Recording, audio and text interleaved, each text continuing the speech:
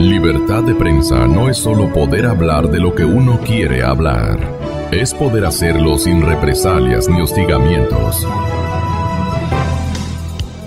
Bienvenido, César, buenos días. ¿Cuál sería su primera apreciación de esta actuación de los actores políticos frente a lo de Moreno y de Lasso y Moreno? Bienvenido, buenos días. Buenos días, Francisco, Gabriel, buenos días. Un cordial saludo a la audiencia que sigue con mucha atención este programa de opinión. Al final, todo evidencia el comportamiento en materia de cultura política que los actores tienen, tanto del oficialismo como de la oposición. En el caso del oficialismo es evidente que hay un espíritu de cuerpo que, pese a las fracturas internas que existen, sin embargo han presentado un discurso consolidado ante la opinión pública y todos han cerrado filas. Eso era previsible en la medida que ellos querían permanecer en el poder y por lo tanto la estrategia, tanto propagandística como política, ha sido consistente y coherente.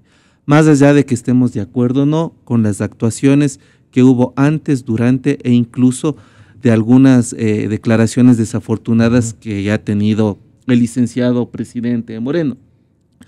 Por otra parte, la oposición evidencia lo que a lo largo de estos años ha sido. ¿Qué quiero decir?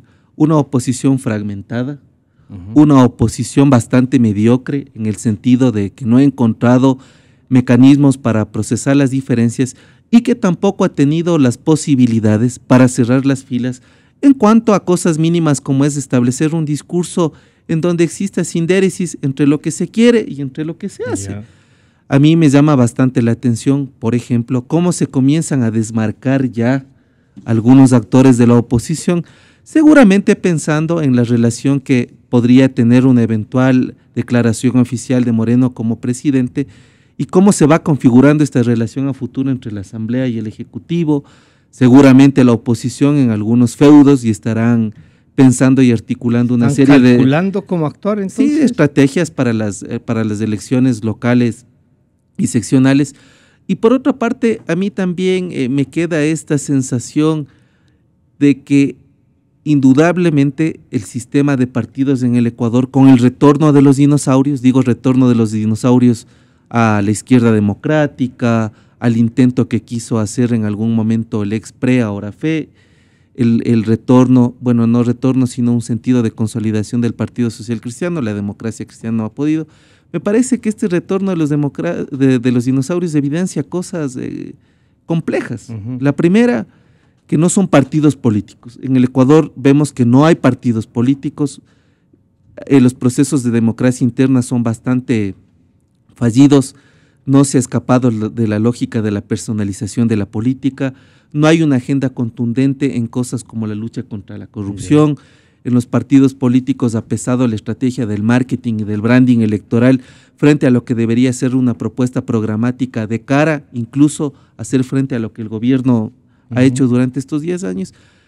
Entonces, Francisco, el saldo refleja lo que la política ecuatoriana es, un oficialismo consolidado, insisto, más allá de las fracturas que existen entre los seguidores de Correa, entre los seguidores de Moreno, entre los seguidores o los que quedaron de la izquierda autodenominada progresista, entre la ala más neoliberal de Alianza País, y por otro lado vemos una oposición mediocre.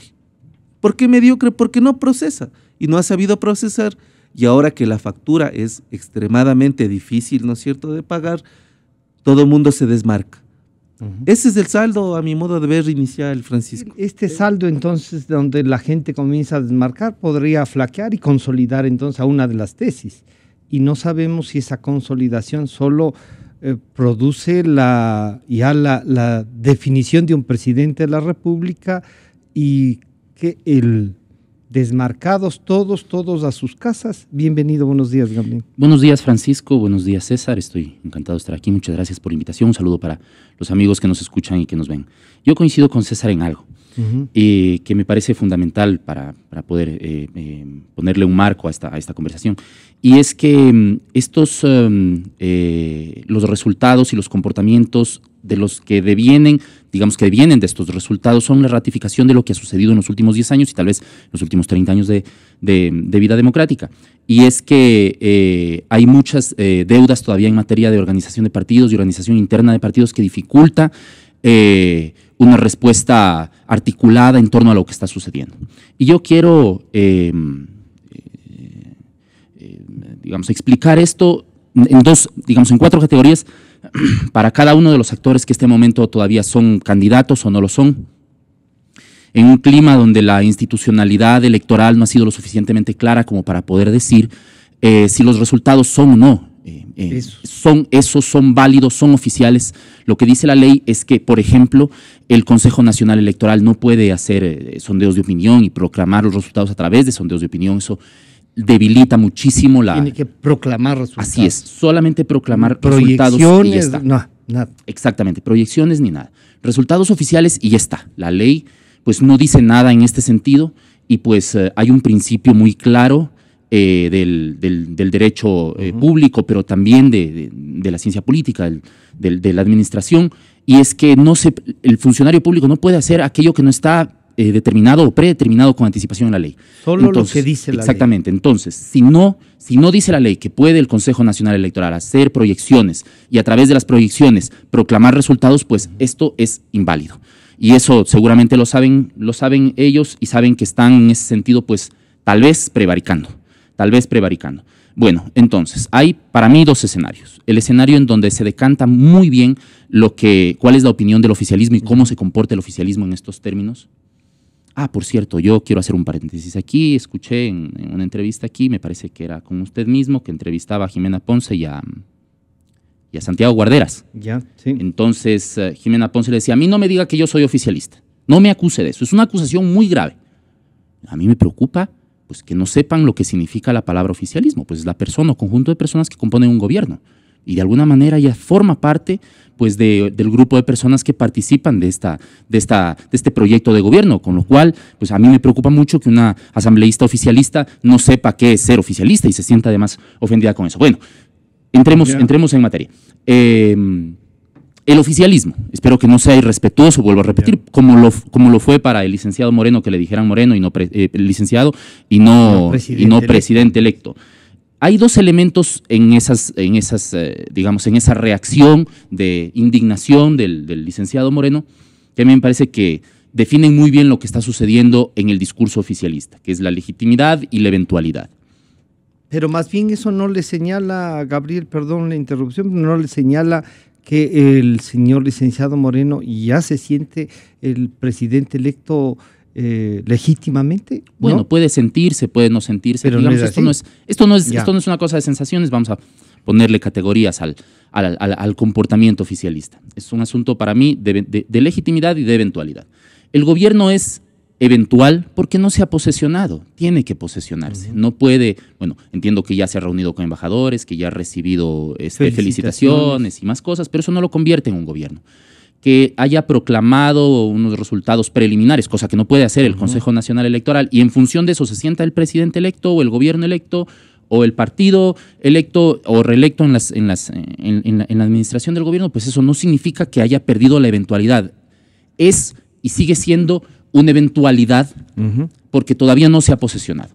Y segundo, la legitimidad. No es la legitimidad que está en el marco pues, de la ley, una ley que además ellos mismos se han encargado de diluirla en un clima de permanentes demandas de transparencia y deudas con la credibilidad, sino es esa legitimidad que proviene del conteo de los votos. Ya hay casi una mitad, vamos a decir, esto todavía está por resolverse, pero ya hay casi una mitad de electores que han favorecido otra opción. Y la pregunta es, la que yo también me hago y suelen hacer periodistas en las ruedas de prensa, vamos a decir, es cómo van a hacer con esa otra mitad que exigía un cambio que tal vez ya no lo tiene y que lo va a seguir exigiendo, porque si los resultados, la democracia tenía en estas otras condiciones, aspiraciones y si bien esto no es de sentimiento, eso sí, ellos querían otra cosa. En este caso la democracia, no en otros casos, por ejemplo en elecciones pluripersonales, pero en elecciones para cargos unipersonales como este, la democracia es un juego de suma cero. El que pierde, pierde todo y el que gana, gana todo. Bueno, ¿qué vamos a hacer con esa gran parte de la población que corresponde en este momento casi a la mitad que no favoreció a esta opción que favoreció a otra? Esa es una deuda en términos de legitimidad que se tiene que responder. César, ¿qué debería reflexionar el pueblo ecuatoriano, pero sobre todo nuestros líderes? ¿Cuál debe ser el comportamiento en estos días frente a este derecho de estar en las calles y al otro de transparentar? Que como nunca antes está en discusión la construcción efectiva y verdadera de la democracia. Y creo que flaco favor se hace cuando se utiliza 3 recursos que son bastante peligrosos. La primera es la sociedad del doble estándar. Es decir, cuando yo hago, está bien, cuando el otro hace, está mal. Y esa sociedad del doble estándar hace que se me venga a la mente esta famosa frase que el gobierno utilizó siempre: el pasado no volverá.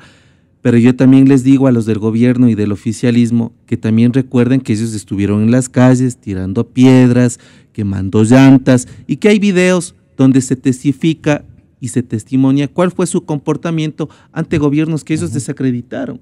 Entonces tampoco nos olvidemos cuando decimos del pasado no volverá, capaz que dicen que fueron actores. Tampoco. Indudable. Entonces esa es la sociedad del doble estándar. Cuando yo tiré piedras, quemé llantas, justo, cuando descalifiqué, cuando traté de hijo de tal y cual al otro, entonces sí es validero. Y la otra que Gabriel dice es que esta sociedad del doble estándar nos lleva a la sociedad del membrete, de la etiqueta. Entonces todos tenemos ahora una etiqueta. Seguramente quienes escuchan nuestros criterios y no están de acuerdo, ya nos pondrán una etiqueta, ya nos pondrán un membrete.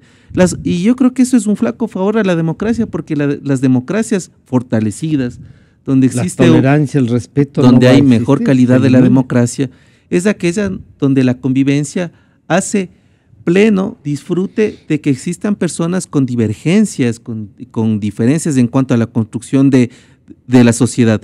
Lo otro, yo haría un llamado, no soy político, pero me parece que en estos momentos es importante a que los líderes de los partidos que yo les califico como dinosaurios, los que han vuelto a la escena, de los líderes de los partidos que tienen una representación política efectiva tanto en la asamblea como en los gobiernos locales y seccionales, piensen en lo que son los partidos políticos. Yo creo que ahora se ha determinado con bastante claridad la fragilidad en lo que supone la operación real y efectiva de un partido político. Yo creo que los partidos políticos dejaron de ser esa correa de transmisión entre el Estado y la sociedad. Hay que reconstruir los partidos, hay que poner en discusión la parte ideológica, la parte valorativa, la propuesta programática y sobre todo entender que la democracia hace real y efectiva la convivencia cuando sepamos entender que no necesariamente la gente debe pensar como nos gusta. Entonces, esto parece que va a demorar todavía una resolución, o capaz que ya en Semana Santa hay un crucificado, como diríamos, ya que esta reflexión, a mí la verdad es que esto de los dinosaurios no me gusta, porque yo soy de las gentes que ha defendido los partidos políticos, pero claro, pienso en el doctor Borja y en el señor alcalde de Guayaquil, el abogado Nebot, que un poco ya nos miran sobre el bien y el mal y casi me parecería no les preocupa la suerte. Entonces digo, ahí valdría, ¿qué serán estos dinosaurios? ¿Carnívoros o herbívoros? A mí me parece interesante este calificativo porque estamos recordando a actores de la política, digamos, que son digamos, muy trascendentes, no diría, forman parte de otro momento de la historia, y que cuya presencia siempre es estruendosa, ¿no? Siempre es estruendosa. Pero vamos a pensarlos a los actores como seres humanos, ¿no? Entonces, los actores políticos... Con todo lo que signifique eso. Sí, claro. Con todo lo que significa eso. Y están en otro momento de su vida, yo diría, estos dos actores que han sido mencionados, incluyendo muchos más que todavía, digamos que no están tan activos, o al menos tan activos como los expresidentes Borja y Hurtado, están en otro momento de su vida, ven con bastante más serenidad lo que está sucediendo, entonces seguramente eso les impide tomar una determinación a una sociedad que este momento dedica sus esfuerzos y sus energías a, por ejemplo, participar en las marchas, antes a participar en una campaña, ¿no? Están integrados por personas más, vamos a decir, que pertenecen a otras generaciones de la política.